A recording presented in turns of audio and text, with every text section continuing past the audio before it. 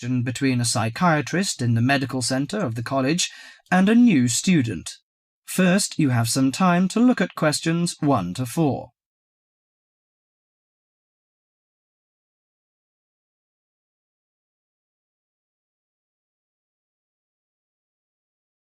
Now listen carefully to the conversation and answer questions 1 to 4.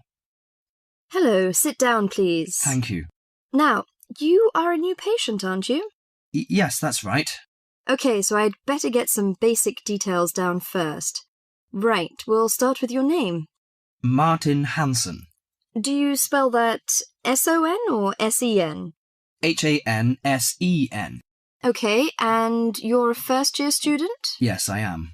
Study in? Electronics, actually. I hope you enjoy it. Thanks. And your address? 2805 Hesperian Avenue, Hayward. 2805 and Hesperian. Yes, that's Hesperian. Hayward, Hayward. And your phone number? 734-246-55. 734-264-55. No, you got the 6 and the 4 the wrong way round. It's 246-55. Huh? Sorry, right. And, when were you born? The 15th of June, 1986. Here in New Zealand? No, I was born in Sydney.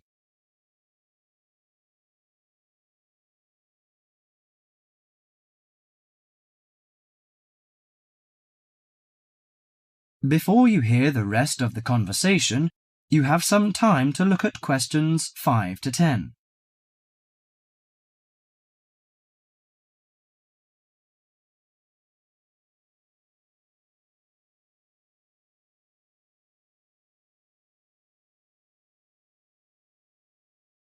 Now listen to the conversation and answer questions 5 to 10. Good. So, what's your problem? Well, frankly, I wonder whether it is a problem. I get the blues, and it lasts for quite a while. I don't know how to... Yes, we all feel sad or get the blues now and again. Generally, our sadness lessens in time, and with the support of friends. However, if the depression leads to difficulty in thinking and greatly disrupts your daily routine, it can be evidence of a psychiatric problem. What do you feel exactly? I always feel sad and worthless. I find it hard to fall asleep and wake up early in the morning. How long has it lasted? Nearly half a month. Do you feel fatigue or loss of energy? Or you may have lost interest or pleasure in usual activities? Yes, sometimes. At first I thought I could overcome it by myself, but I failed, and I'm so glad that you came here. It seems that you are suffering mild depression from your symptoms. Depression? Yes, I feel depressed sometimes. But why would I... Depression may occur as a result of biochemical changes in the body. Alcohol, amphetamines, cocaine, and LSD can bring on depression.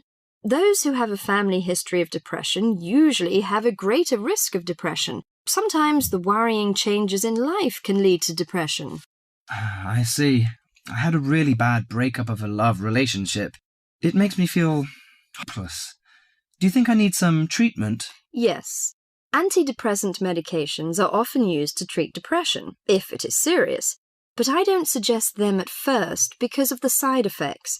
I suggest psychotherapy, which can give you support and help you regain control. So do I need to come here every day? No, I will arrange counselling sessions for you, which will last 12 to 20 weeks. You come here once or twice each week. The psychotherapy is directed at helping you gain insight and understanding about events in your life, which may have contributed to your depression. With growing insight, you can often learn more effective ways of coping with your feelings and changing your behaviour. What can I do to take care of myself? Well, at first you should do some physical exercises on a regular basis, at least 3 times a week. How is your food? Do you eat well? Yes, I think so. I eat at my homestay family. Good. Find a hobby or a positive recreational activity to participate in once or twice a week. I know it's difficult for you, though. When you feel it's hard to overcome the depression, come to the counselling session. Remember, ask for help if the load is too heavy to handle. Yes, I'll try. So, when will my counselling session begin? I'm going to arrange that for you. That is the end of part 1. You now have half a minute to check your answers.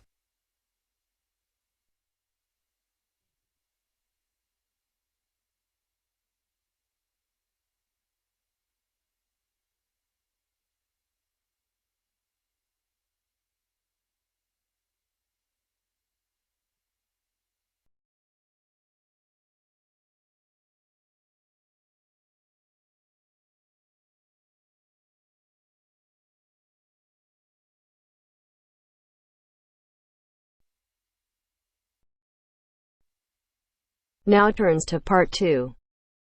Part 2. You will hear a lecturer discussing the possibility of creating nuclear fusion. First, you have some time to look at questions 11 to 15.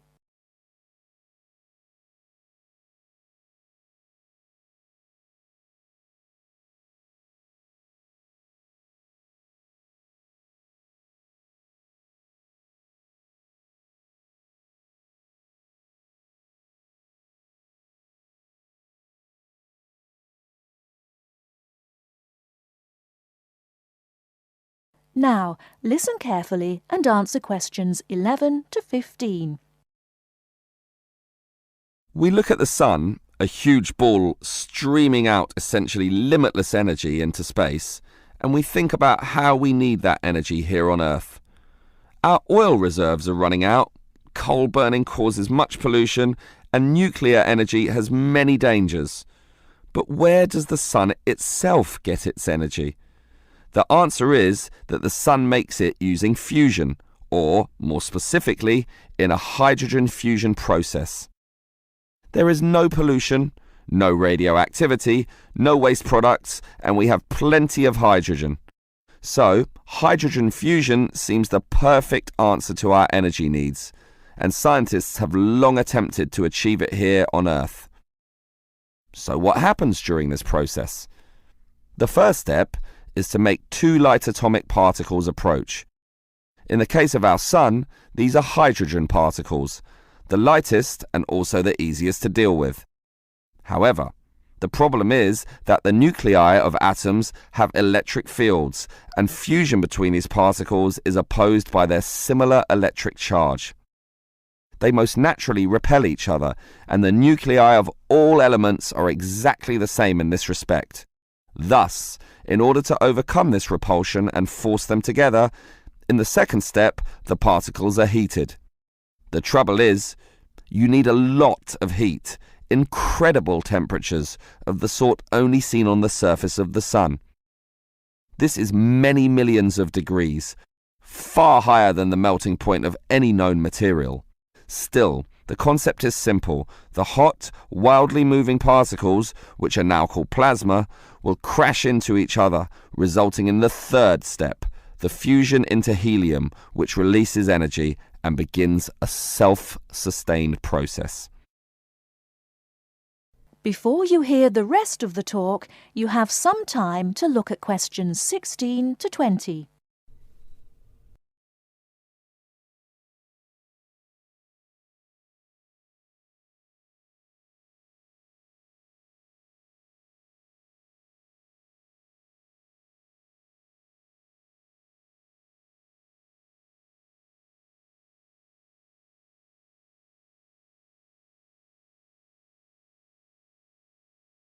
Now listen and answer questions 16 to 20. So, we know how fusion works. Thus, the big question is, can we create it here on Earth? We actually have the technology to superheat hydrogen into plasma, but no container on Earth can deal with those temperatures. Thus, we need to confine this superheated material so that it doesn't touch anything. For that, we need a special reactor, and most research has focused on an apparatus known as a tokamak system. That's Tokamak, an acronym from some Russian words meaning toroidal chamber with magnetic field. It's an apt name, since a very powerful magnetic field is used to confine and suspend the superhot plasma in the air so that it doesn't touch anything. This is possible only because this plasma has an electric charge, which interacts with the magnetic field. Of course, the walls of the fusion vessel will still get hot, very hot, and to avoid being melted, they must be cooled with a cryogenic system to intensely low temperatures. But now we are faced with the second problem. If we are to draw power from this system, the reaction must be continuous and controllable. However, when fusion begins, the plasma becomes unstable, and at these temperatures, that is a very serious situation. If we lose control, a disaster could result. Despite the obstacles, in 2010, a European device managed some success, but needed far more power to generate the fusion reaction than that produced from the fusion itself. Obviously then, it was not useful as a power source. More to the point, this system could only sustain a fusion reaction for a fraction of a second, yet, to self-sustain, the fusion needs to run for at least 10 seconds. And the future looks bleak. Unfortunately, most scientists predict that many decades will have to pass before fusion power can become a practical reality. That is the end of part 2. You now have half a minute to check your answers.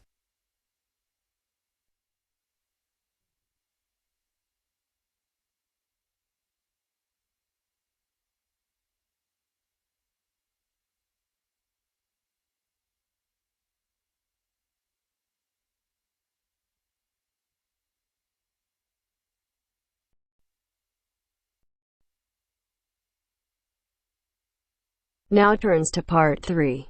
Part 3. You will now hear a radio talk on agricultural regulations. First, you have some time to look at questions 21 to 25.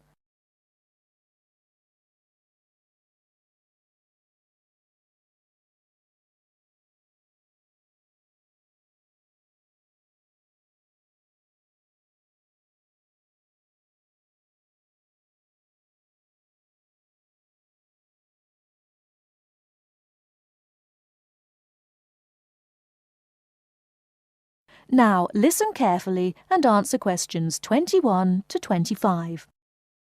Could there be clearer proof of the arrogance and indifference of those who are supposed to keep our food safe than the muzzling of John Verrill? Agriculture is a business, true, and businesses have to make money. But this shows how ministers and officials put the profits of the agriculture business before the well-being of the British people. Mr. Verrill, a pharmaceutical chemist, was appointed to represent consumers on one of the many committees that advise the government on food safety. When he tried to do his job, though, and wanted to warn ministers of a danger to children's health, he was refused permission to do so. The danger comes from hormones given to cattle in the USA and some other countries to make them grow faster. They speed up the animal's development to maturity, thus making meat production more profitable. There have, however, long been fears that the hormones have horrendous effects on the people who eat them, causing diseases as serious as cancer.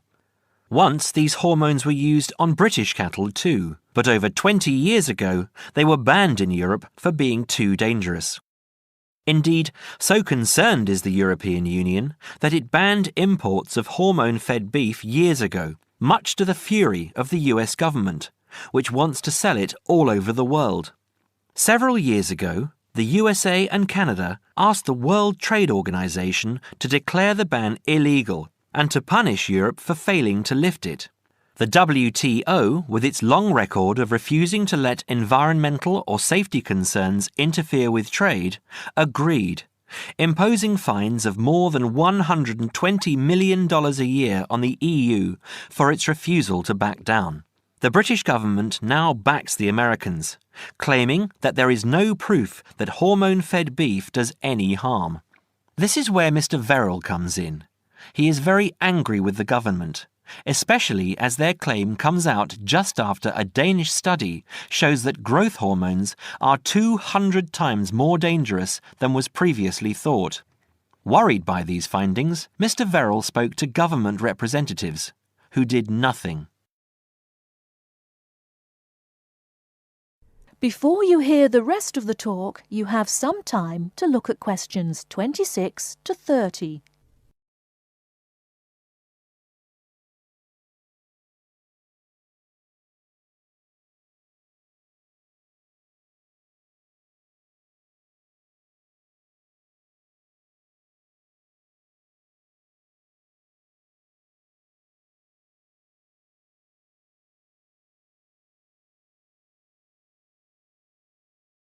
Now listen and answer questions 26 to 30.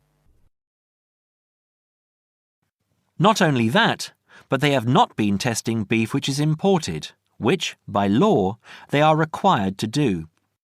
This directly affects the British public, as about 40% of the beef British people eat comes from abroad, supposedly from countries like Brazil, which does not allow the use of growth hormones.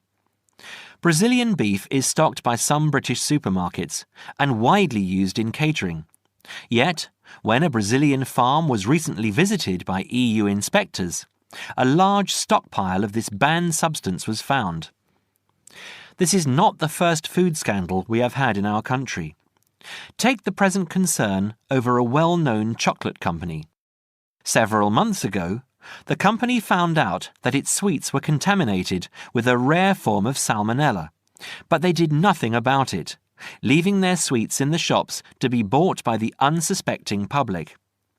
It was not until 5 months later, when several children had suffered food poisoning, that the chocolate bars were removed from the shelves. It makes you wonder how many other dangerous foods have been allowed onto our plates. That is the end of part 3. You now have half a minute to check your answers.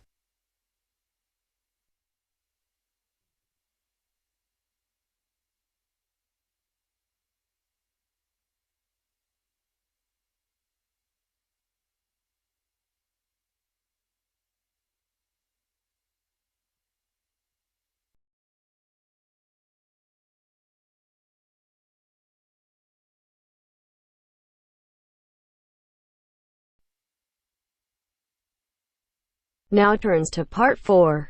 Part 4. You will hear a lecture about sports. First, you have some time to look at questions 31 to 40.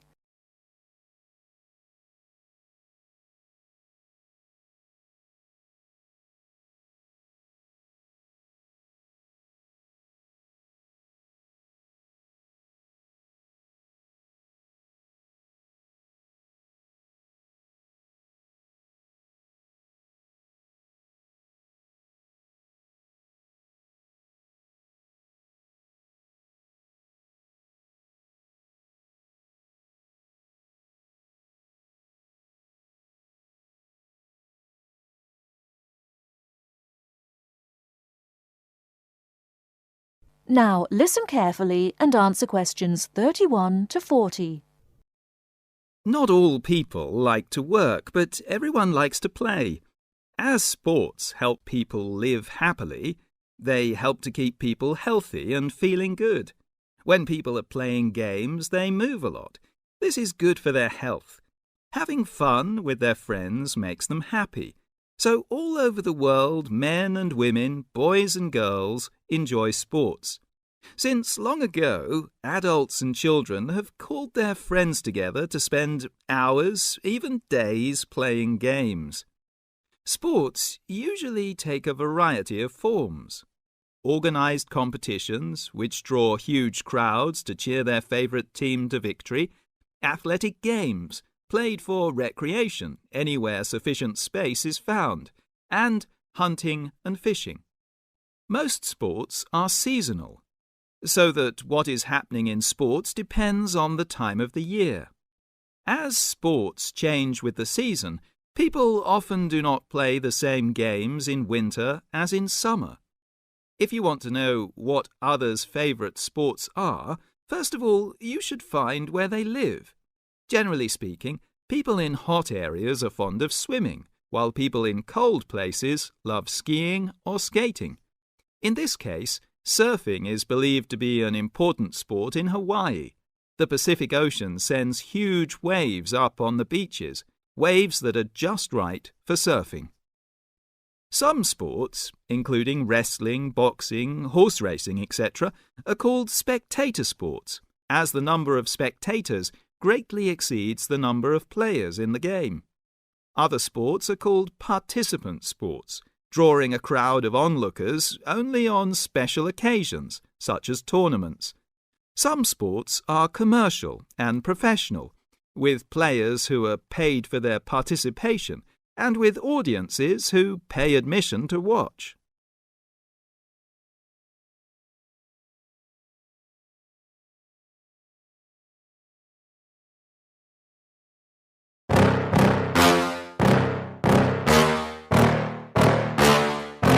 Yeah. Please tell me that I can't, that I won't, that I fail, that I'll never make it out, yeah. Please tell me all the bad, never good, fill my head full of every single doubt, yeah. Please say any negative thoughts.